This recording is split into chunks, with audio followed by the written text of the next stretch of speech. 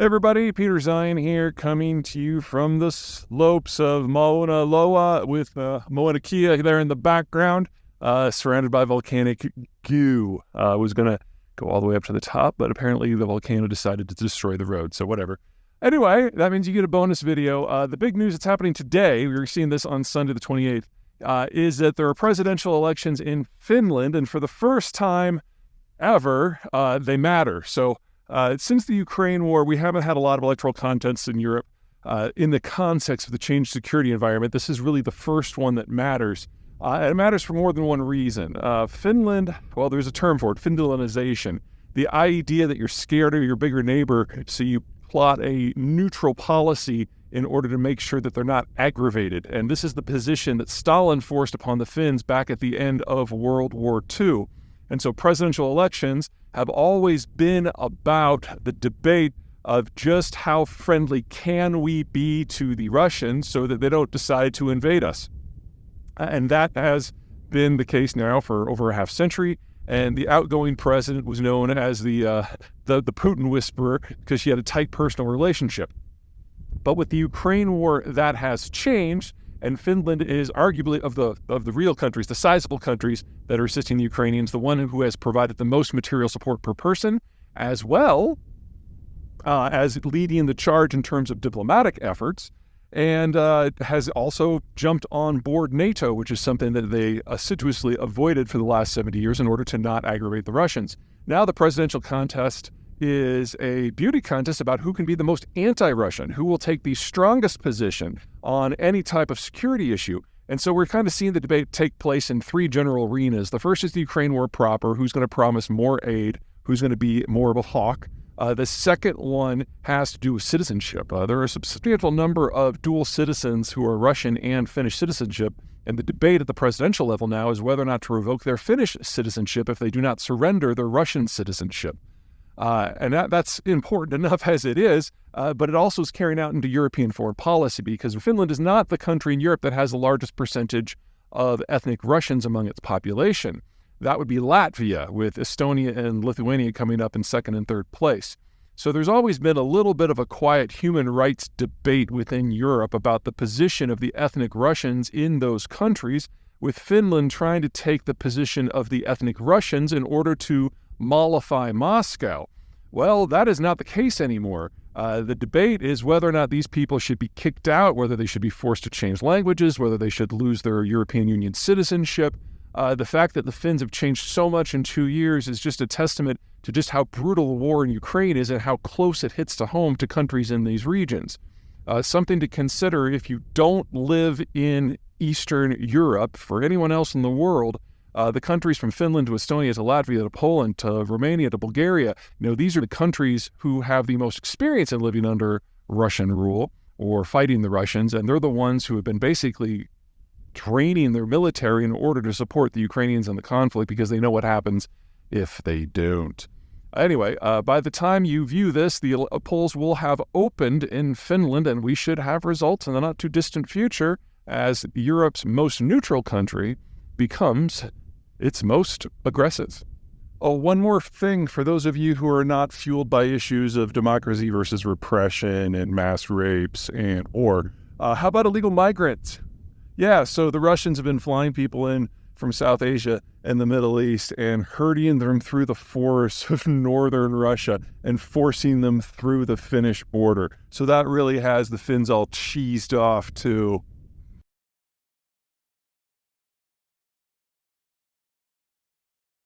Everyone, Peter Zeihan here, coming to you from Doubtful Sound, and in this next in our series of regional geopolitics in a post-American world, I want to talk about Northern Europe, specifically the Scandinavian region. Now, this is an area that has been fractured by history. You've got islands, you've got peninsulas, you've got de facto city-states, but while they have been powerful in the past, they've kind of been sleeping for the last 300 years. And during the Cold War and the post-Cold War era, it's been fractured into a number of different governments. But I think the best way to think about this is not so much a collection of countries, but a family of Vikings who are getting to know each other again. The original Vikings were the Danes and the Swedes, who basically went off, raided and pillaged and founded little trading depots everywhere that they went. And some of those depots eventually rose to become significant countries in themselves. Think of Riga in Latvia, or Oslo in Norway, or Reykjavik in Iceland. But by the time we get to the modern era, they have been broken into different spheres of influence.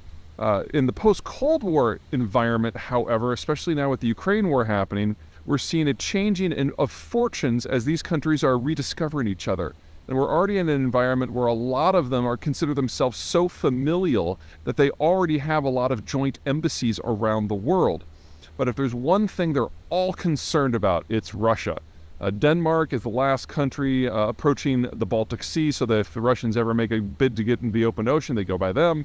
The Norwegians control the northern coastline, so they know the North Point is something they're responsible for. Estonia, Latvia, and Lithuania used to be Russian colonies under the Soviet period, and Sweden is a mid-sized power that was ultimately smashed by Russian power 3 centuries ago, and only recently has kind of emerged, whereas Finland was both a Swedish territory and a Russian territory based on which time frame you're looking at, and only really became independent in a traditional sense in the last decade or so as it's broken away from its Finlandization programs, which were basically a way that the Soviets used to crush Finns' strategic autonomy.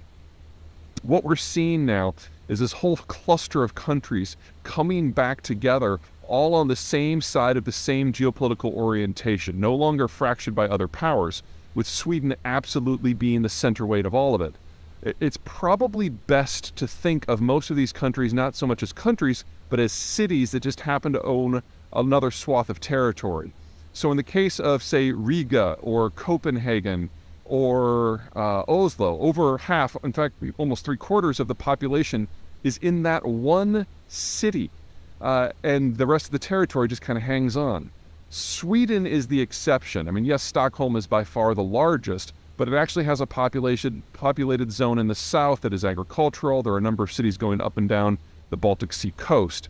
And so it is arguably as powerful, if not more powerful, than all of the others put together. And now that Sweden is emerging from its traditional neutrality and starting to write its own security policies, it is going to be a major force to be reckoned with. A couple things about this region to keep in mind. Number one, it is very, very naval. Because of the Baltic Sea, because of the Gulf of Bothnia, this is a zone that if they're going to survive, they have to do so in the context of having a powerful navy to keep potential rivals at bay. And that means, number two, it's actually fairly easy for them to partner with other powers from out of region, assuming for the moment that those other powers are also naval. Because if they were to partner with, say, the French or the Germans, who are primarily land powers, these countries would see themselves overwhelmed. They're just not big enough. Sweden doesn't even have 10 million people versus, say, France is roughly 60. The whole region put together can't add up to a France, much less a Germany. But if you bring in the United Kingdom, you've got a very different sort of power dynamic. The United Kingdom, like the Swedes, like the Danes, like the Estonians, really doesn't want to see a single large mega power emerge in the Eurasian or the European space, because that would be a threat to their naval independence. And so the Brits have always gotten along spectacularly with all of the Scandinavians, and now that the Swedes and the Finns are ditching neutrality, the partnership between London and these places is very strong. To a lesser degree, the United States is in the same place. Now, the United States overall is looking to slim down its security commitments moving forward, but it doesn't take a lot of cooperation between the Americans and, say, the Finns and the Swedes and the Norwegians in order to achieve some outside outcomes, because all of the Scandinavians just want to maintain independence, which means they're always going to be to a degree hostile to anything that happens in Moscow and to a lesser degree continental Europe. That means for a very small price, the United States can really achieve some outsized outcomes working through some very capable partners. So we should start to think of the relationship between the Americans and the Baltics and the Norwegians and the Scandinavians, however you want to define the cluster, as very similar to the American relationship with Australia. A powerful, creative ally that punches above its weight, that's going to do its own thing for its own reason, but which dovetails with American power moving forward.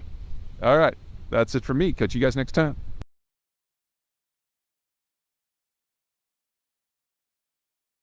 Everyone, Peter Zeihan here, coming to you from home, and I have received no surprise here. Lots and lots of questions about Tucker Carlson's interview with the Russian leader, Vladimir Putin. There's really no point in going to the substance of Tucker's interview. A couple things to keep in mind about Tucker Carlson. Number one, he's been fired from every journalistic job that he has ever had for making things up. And his legal defense when he was working at Fox in recent years was that he's not a journalist at all. So he's not responsible for any sort of fact-based reporting.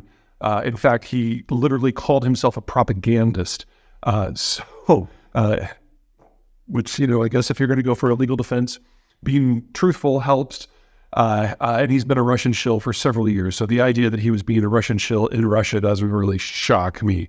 And it was just an example of how Putin can get his message out in front of a relatively favorable audience in the United States to stir the political pot and keep the United States unable to make a broad-based response to anything that the Russians are doing. And this is not a new program. The Russians have been doing this ever since they formed the bot farm over a decade ago. More importantly, is the strategic picture that we have in the Russian space right now. The Ukraine war is not at a stalemate. It hasn't been for any part of this war. We've been seeing new tactics and new weapon systems moving. The current iteration is the Russians are combining their meat assaults, as they've been called, with a much better level of coordination with other tactics, especially with artillery. One of the things to keep in mind about the Ukraine war is that we've got two very different approaches. On the Ukrainian side, authority has been devolved down to almost the unit level. But when you disassociate your military strategy to that level, yes, you'll get a lot of creative people who are doing creative things that are very effective.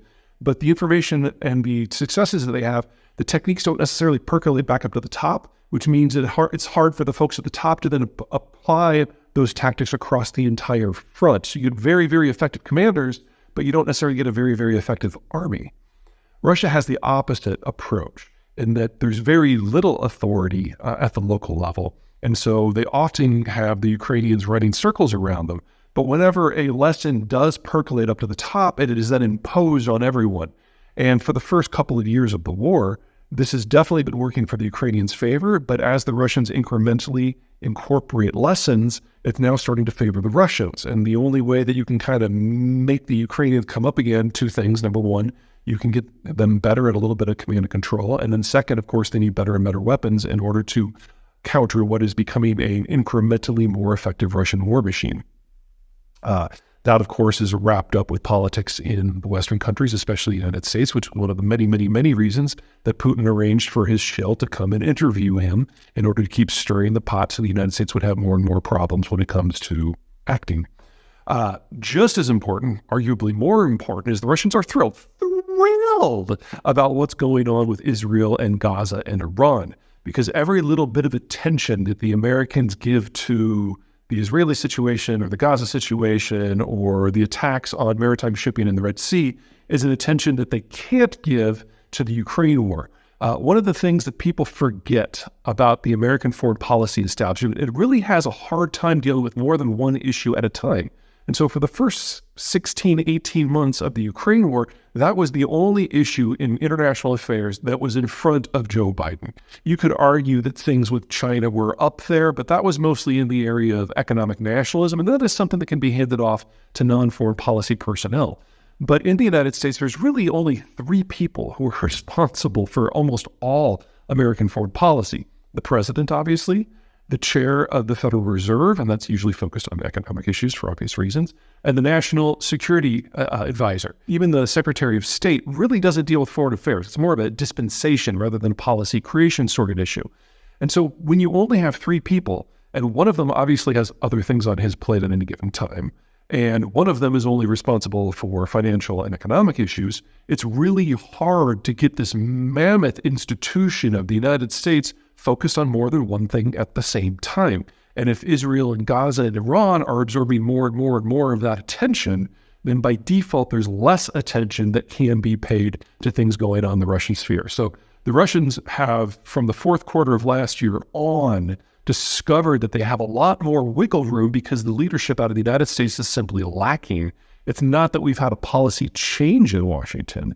It's just that there's only so much bandwidth, and of course now we're in an election year, and that snarls things even more. So ignore Tucker. You should have been ignoring Tucker for years, but do watch Moscow, because they're finding new and more creative ways, not simply to prosecute the war at home, but to muddle the picture on a broader global scale, to play into this fact that the Americans have a hard time focusing on more than one thing.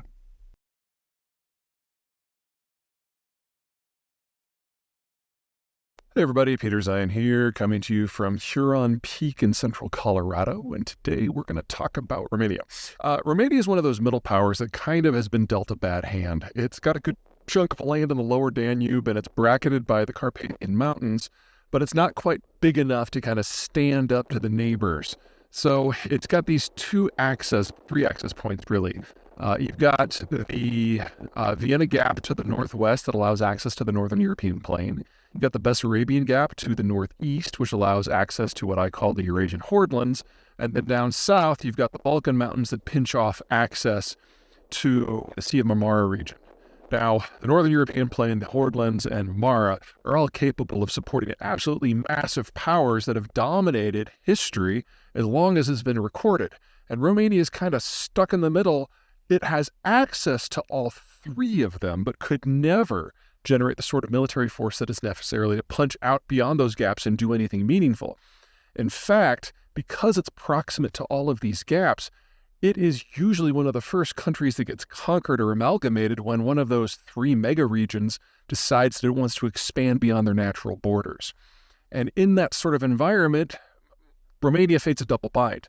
Number one, whether it's coming from the northern European plain or Marmara or the Eurasian Hordelands, it's got to decide whether it's going to fight or whether it's going to accede. And if it chooses to accede, then it is not in charge of its own destiny anymore, and it usually ends up being a cog in somebody else's empire. The second problem is that Romania, while being the most populous of the countries in this squeeze zone in between, is certainly not the only one, and there are others that might be a little bit more defensible and have a little bit richer geography. And Romania is in constant competition with all of them. So even if it can make its peace with its larger neighbors, it then has to make peace with its smaller neighbors. Some, like Bulgaria, it usually gets along with pretty well. Others, like Serbia, are touchy, but probably the biggest problem of all of them is Hungary. Two problems here. Number one, Hungary has a little bit more defensive of a geography than Romania, so it has a little bit longer history in terms of being an independent power. Especially since it is up against that northern European plain gap. Bessarabia is a 50-mile gap, and it's really hard for a country the size of Romania to plug that. But the Vienna Gap is only a couple miles wide, and most of that is the Danube River, making it fairly easy for even a small country like Hungary to hold the line. That means that Hungary and Romania are the two countries that tend to find themselves fighting more often than even the major powers that are in the lands beyond. And if you want to go just back to the Cold War, there were these delightful stories that came out at the end about how, yes, we were in a Cold War of the West versus the Soviet Empire, but within the Soviet Empire, the Hungarian and the Romanian intelligence services were duking it out behind the scenes while they were technically on the same side. Now, looking forward, the Romanians have some decisions to make. They know that the European system is of limited duration. They know that it's in demographic decline, and they know that there's going to be a fight for the region once again, just like there has in every age of their history that has been recorded to this point. Until very recently, they were convinced that when the Russians came again, they'd have to cut a deal, that they wouldn't have a choice. But the Russians are doing so poorly. In Ukraine, the Romanians are starting to entertain the possibility that there might not even be a major power on the other side of the Bessarabian Gap again. And that means that the other regional power that they would probably have to cut a deal with, Turkey, becomes a lot more digestible. Turkey's an up-and-coming power. The relations with the Romanians going back centuries have been pretty good. They've been excellent since the Cold War. Maybe a little cool, but certainly professional. And if the Romanians are entering a world where the Russians are no longer a strategic factor, but Turkey is, then that's a partnership. That's not vassaldom. And that could potentially spell the greatest chapter in Romanian history to date. There are plenty of caveats in that statement. Romania has among the world's worst demographies. They are one of the top 10 countries in the world for using abortion as a birth control method, and they're among the worst demographic structures in Europe. They're going to have to find a new economic model, and they're going to have to figure out what happens post-EU and maybe even post-NATO. These are all big questions, but the fact that they've got a rising partner in Turkey right next door, but not directly adjacent, Bulgaria's in the way, that's a pretty good setup. All right, that's it. Take care.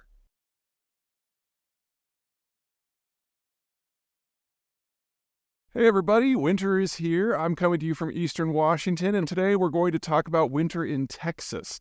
Now, if you guys remember back a couple of years, I think it was 2021, Texas got hit by a cold storm and basically everything collapsed. All of their energy generation, especially natural gas, just ceased functioning. And 200 people died over the course of a couple of weeks because of the lost electricity. That has not repeated with this cold front, even though by many measures in most parts of the state, temperatures got a little bit lower. So 5 things are different now compared to what happened back in 2021. First of all, while it did get as cold or even a little colder, the cold snap wasn't quite as long. It didn't last like the 2.5 weeks like it did last time. So the system wasn't put under as much long-term stress. But the bigger issues have to do with organizational and structural changes that the Texans have implemented. The big driving factor for things on the legal side and the regulatory side was Governor Abbott, who had spent a lot of time before 2021 making fun of California for their rolling brown and blackouts because they just have a horrible grid and a horrible energy system. And then, of course, in Texas, you had 200 people die, so he was personally motivated to make some changes. And he pushed them through the legislature, which forced the regulatory structures in Texas to adjust. And the biggest part of those changes affected the natural gas industry.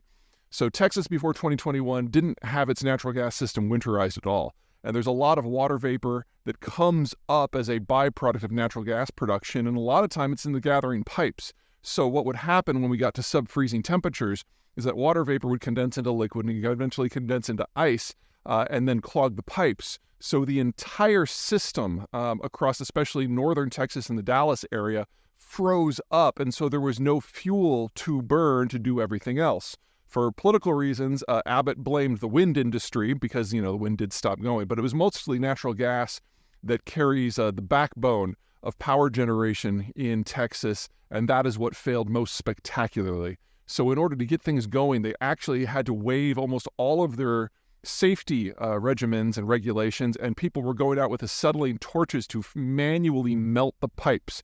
And of course, natural gas is flammable and explosive, so we were kind of lucky that didn't get completely out of hand. Anyway, this time around, the changes in regulations forced producers across Texas to actually implement some of the best winterizing technologies that we had back in the 1960s. And the Texas grid now is on par with where Arkansas, Oklahoma, and New Mexico were about 1975. So, this is some really basic stuff when it comes to things like insulation. Anyway, it was more than enough to make a difference. Okay, so that was the first big structural change.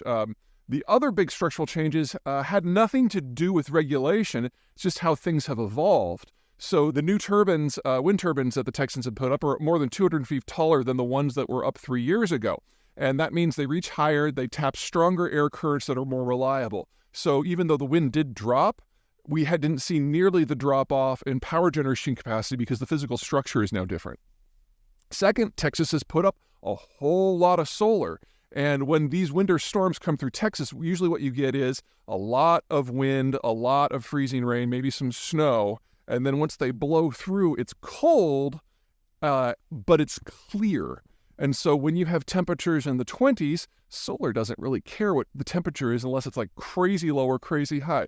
So solar was generating near record energy for the time of year. So you had 2 different streams of energy coming into the electrical system that they didn't really have last time, and their baseload system with natural gas worked a lot better than it did.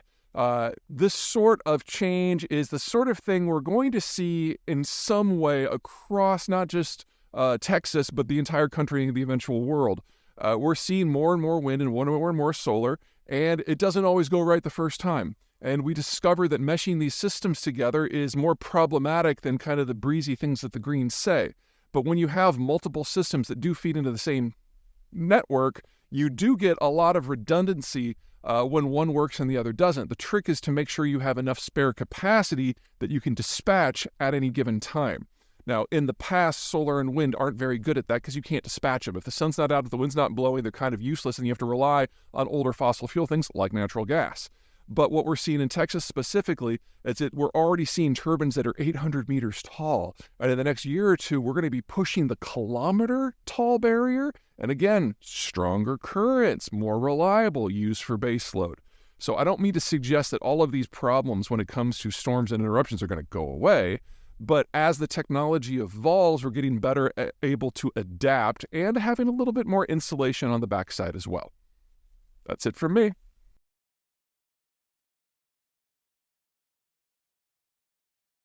Hey everybody, Peter Zeihan coming to you from Colorado. The big news over the weekend is that a Hong Kong court has ruled that China's largest property development group, Evergrande, is bankrupt and needs to be broken up. This is something that the Chinese government has spent a lot of effort on the last 2 years not happening because, well, let me give you a little backstory. So there's two big things that dominate the Chinese economy. The first is something I call hyper-financialization, the idea that the government both de facto confiscates the savings of the citizen population so it can only go into projects funded by Chinese state banks, as well as massively expanding the money supply to a tune of like almost triple what we have here in the United States in order to make sure that there is plenty of cash sloshing around in the system so that banks can loan anything in any amount at low terms to anyone at any time. Because if they can do that, they can expand, and hire. And people who have jobs don't go on long walks in large groups together. It's a public stability, political control approach to finance. It's not about profit. It's about throughput, because throughput requires a lot of bodies. Anyway, that's the goal. In that sort of situation, you get two things. Number one, you get companies like Evergrande who gorge on all this bottomless supply of debt to build, even if there's no demand. Second, you get a population who knows that their private savings is almost worthless because the Chinese government is forcing them to keep it in the state banks. And they want to put it into a hard asset that preferably the state can't control. And if they can't get their money out of the country, then the next best thing is a hard asset in the country, which typically is property. So you get people pooling their private savings in order to buy condos. And each condo is typically owned by a different consortium of private individuals, making untangling it. Also, you have somewhere probably in the vicinity of 1.5 billion units in the country that have never been lived in, never will be lived in. So you're talking about 100% overbuild conservatively. Some estimates say it's as high as 3 billion, which is just so far beyond stupid. Anyway, Evergrande going down means that their debts aren't going to be serviced anymore, and the physical assets they have are going to be parceled up, and foreign investors are going to be coming in and seeing what bits that they can get. None of these things are things that the Chinese Communist Party would normally allow to happen. So there's a couple ways that this can go. None of them are good. Option number one is we follow a Western-style bankruptcy and restitution program where this system is broken up and a lot of their assets are sold at pennies, maybe dimes on a dollar, and it just goes away. If that happens, we will have a very clear idea of just how much the oversupply in the market is, and you can count on private citizens being up in arms. Probably, the best estimate I've seen out of China is that 70% of total private savings is wrapped up in real estate, and most of these assets are worth no more than 10 cents on the dollar. So if you have a fire sale of the single largest player, which controls 1/6 of the market, holy shit, things are going to get real very, very, very quickly. Option number two is that the Chinese step in and abrogate the Hong Kong ruling.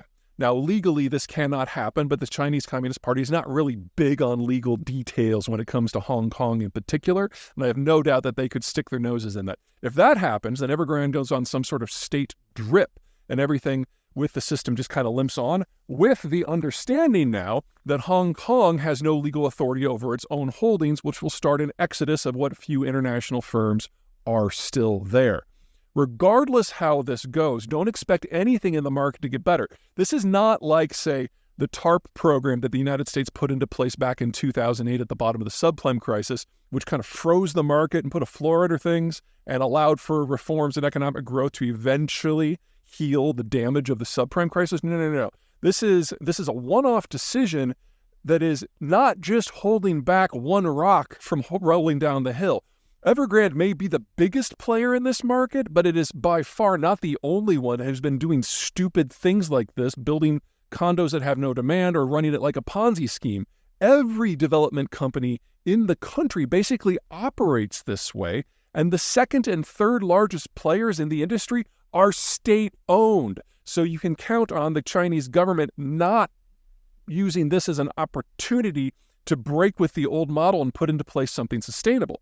And even if all of a sudden this place were run by a bunch of Austrian economists, it's too late. Housing demand, legitimate housing demand for houses that people actually live in, is dominated by people aged 20 to 45, people who are starting out. Well, 45 years ago, the Chinese government instituted the one-child policy. You combine that with the most rapid urbanization program in human history, and there are no longer enough people under age 45 to do anything that is consumption-led, including home buying. So there is no path out of this that follows any pattern that we have established in a market environment, which leads us to political and social outcomes where the market economics are just atrocious and getting worse by the day, with a government that is becoming ever more nervous about the state of the economy and the loyalty of its population. I don't want to say anything overly dramatic, as like this is where it all starts to fall apart, because we've had a lot of things like that go down in the last 18 months. But this cuts to the core of what enables the average citizen to actually support the government. And there's no way we move forward from this without a lot of side damage.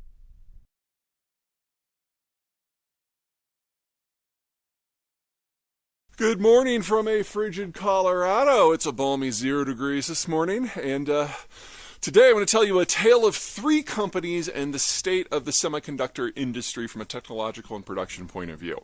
Now, if you go back to the world before 2017, the technology of the day was something called deep ultraviolet. Which was basically a way of producing microchips. And Intel, the American technological giant, was the world leader by pretty much any measure. And they had gotten a little cocky and they had gotten a little bit lazy. So they would design chips 2, 3, 4 models out, but would only produce the next one up. Because they were so far ahead of everybody else, they didn't feel the need to jump steps. So they would use DUV, and they would make a chip that was marginally better than the one before. And then at the end of the year, no one had caught up, so they'd do it again and again and again. And they did this for like 15 years. I mean, they're very good at what they do, but they could have pushed the technological envelope a lot more had they chosen to. In part, that was because of the nature of DUV technology. The problem with it is you have to kind of make micro adjustments and physically adjust the equipment for each type of chip, and you have to do that manually and physically. And so with every design, you had to do it all over. And with every machine in a fabrication facility, you would have to do it independently.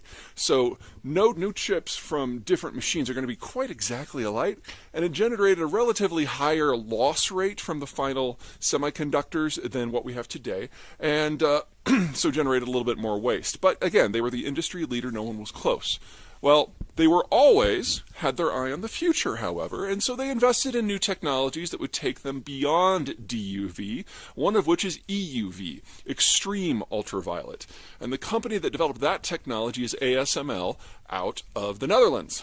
And back in 2016, ASML thought this stuff was ready to go. So they're providing demonstrations for Intel, showing them how this technology is better. You can not only get more nodes on a chip and get to smaller and smaller nanometers, but it's all digital. So you kind of type in what you want to the machine over the course of a few days to a few weeks, and then the machine doesn't actually have to be physically manipulated in the way that DUV did. Now, what that would mean is you'd have a higher success rate and more efficiency, but back in 2016, Intel was like, I don't think this technology is quite right, and we're the industry leader, we're going to give it a few more years. Well, ASML, not very happy with that, marketed the technology to everybody else, and a company decided to take the plunge. That company is TSMC out of Taiwan. And when we get to 2017, TSMC suddenly hits the ball out of the park and proves that EUV is ready for mass application, and over the next couple of years very rapidly overtakes Intel because they have a shorter turnaround time for their chips, and they can make chips with smaller nanometer sections. It isn't until 2022 or 2023 that Intel finally makes its first extreme ultraviolet chip. So TSMC in Taiwan has been the industry leader now for several years. Now, we've had a kind of a reverse in the roles now. ASML, the Dutch, have another new technology called high numerical aperture, whose physics I'm not even going to pretend to understand, and they have marketed again, and this time Intel is the one that's behind, and they're kind of desperate and kind of hungry, and TSMC is the one that's resting on their laurels. So the first delivery of those new machines, the high NA chips, went to Intel in the second week of January of this year. And Intel expects two things. Number one, they plan to overtake TSMC using the EUV technology in 2024, hoping to get down to 2 nanometers. Right now, the industry lead is at about 3 nanometers, and that's a TSMC product. And then next year, they hope to leapfrog even further, provided that these new high NA machines work, which we'll find out pretty soon. Anyway, that's where we are right now. In terms of the overall geopolitics, it's pretty straightforward. Right now, 90% of all IHN chips are made by one company, TSMC, in one city in Taiwan. It's a high concentration. But if Intel, working with ASML, can pull this off, all of a sudden we will have facilities in the United States that are working on the higher end stuff, with some of the first facilities that are going to be going online outside of Phoenix and Columbus, Ohio. So stay tuned, because the geography of these chips is about to evolve pretty significantly if high NA works. And if not, we're still stuck with Taiwan. It could be worse.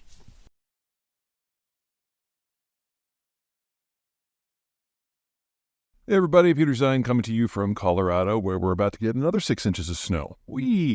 A lot of you have written in about the Biden administration's decision to put an operational pause pending further review on liquefied natural gas exports. There are a lot of people talking a lot of things on all sides. On the energy industry side, they're saying that this is a breach of proper protocol, and it's going to really inhibit future investments across the sector. And on the environmentalist side, they're talking about how this is the end of that sector altogether, and they're dancing and singing Kumbaya. Everybody's wrong. Let me kind of lay out what this stuff is. So, natural gas is normally transported by pipe because it's difficult to move, it's difficult to store, it's difficult to produce. And so you'll have a pipe network like in North America that is separate from the pipe network in Europe, which is separate from the pipe network in China. Those are the three big ones. You got some smaller ones around the world. They don't connect, or they can't connect. And so if you want to link these together, what you need to do is have a facility on a coast that will chill the stuff down to something like negative 300 degrees or so. And then it's a liquid, and then you put it into a specially designed tanker that can handle these cryogenic fluids. And then you transport it across the ocean to another facility where it unloads and is regasified and then put into the new system. Now, we've been doing this for a few decades, but it's only in the last 15 years that it's really started to become big. And the primary reason for that is the environmental movement, because natural gas, if it's properly burned in an appropriate facility, a combined cycle natural gas plant, generates about half of the CO2 emissions of, say, a coal plant. Also, you can spin up a natural gas facility in just a few minutes, as opposed to a coal facility, which can take hours to even days. And so if you want to pair it with, say, wind and solar, it's the perfect complement fuel, because when the sun goes down or when the wind stops, you can just turn this thing on. And so if you want to get the full capacity from your wind and your solars, you really have to have a conventional system that's dispatchable like natural gas. Now, the United States currently has enough capacity, nameplate capacity, to chill and ship about 13 billion cubic feet of this stuff per day, which makes it the largest exporter in the world already. And under construction are facilities that would allow another 12 BCF per day, which, if you remove the United States' existing capacity from that, that's again the world's largest. And then there's already been stuff permitted for another 16 billion cubic feet per day. So, you add those three together and, where we are right now, that's enough to supply all of Japan. If we bring all of these online, that's almost enough to supply all of Europe. And the Biden freeze doesn't touch any of that. It is a pause of the review process for new facilities. Now, if the United States were to bring these all online, so 13 today, 12 in the few years, and down the road, maybe another 16. You're talking, 40? Yeah, it's more than 40 BCF. And that would be roughly 1/4 to 1/3 of total U.S. consumption of natural gas. If we did get the number that high, we'd have a lot more price linkage between the U.S. market and everywhere else. Remember, natural gas is pretty much sequestered, and LNG has traditionally just kind of played at the margins. But if we had this kind of volume, then Americans would start to be exposed to global natural gas prices. If that were to happen, instead of this $2 to $5 range that we've kind of become used to and is probably going to be our norm for the next few decades, we'd probably see prices regularly going above 15 or 20 as we have international price shocks because of things like, the Ukraine war, or something blowing up in the Middle East. When you only have about 10% exposure, or in our cases a little bit, 10%? Yeah, we got about 10% exposure. The price swings are very muted. And so back in 2021, when the Ukraine war was hot and heavy and we thought we were going to lose all the Russian gas at the same time, the Europeans were dealing with natural gas prices that were well over 70 for a few months, and it was pretty ugly for their industrial stuff. Anyway, let's talk about what people are talking about with this. On the industry side, the idea that we're going to build out past 40 is kind of a stretch anyway, so the oil companies are just whinging because someone's telling them that they can't do anything right now. Second, the Biden administration has not oversold this. They're saying it's a temporary pause of the review process to consider climate change. Well, if you want to consider climate change, natural gas is the perfect fuel to ship out in bulk because it's the only thing that really pairs with solar or wind. You're not going to do this with coal. That would be silly. And batteries sound great until you realize the industrial process that's required to build them at scale is never going to make them more than a niche use in specific areas. I'm not saying there's no use for them there, but natural gas is so much easier. It's so much cheaper. And by most measures, it's actually a lot cleaner too. So you're only going to put batteries in places like Phoenix maybe, where the solar intensity can be really, really high, and they just need to save some, for nights. And then on the environmental side, the celebrations, number one, this is not forever. It's a temporary pause of the review process, which the Biden administration can reverse with a stroke of a pen, or any additional leader could for reasons environmental, economic, or strategic. Remember that a lot of the stuff that's getting shipped out right now is going to Europe in order to allow the Europeans an option other than sucking down Russian gas. So, this is kind of important from that front too. So everyone's kind of making a really big deal out of it, but I think the thing that is most hilarious is that the Biden administration has found a way, again, to satisfy the environmental activists without actually changing the system. This is very similar to what he did when he came into the presidency and he put a moratorium on fracking on federal lands, and everyone was all wailing and gnashing their teeth on one side and screaming bloody delight on the other side. Well, people forget that 99% of all shale operations are on private land, and that is regulated by the states. So it was less than 1% of wells that were affected at all. But it made the environmentalists happy, and it pissed off the energy industry, but it didn't really change anything at all. And Biden is never going to be the preferred candidate of the energy industry, and he was able to placate some of his more hardcore supporters. He's now done that again. So it's a fairly savvy political move that actually moves the needle not at all, which, is one of the smarter things you can say about politics these days.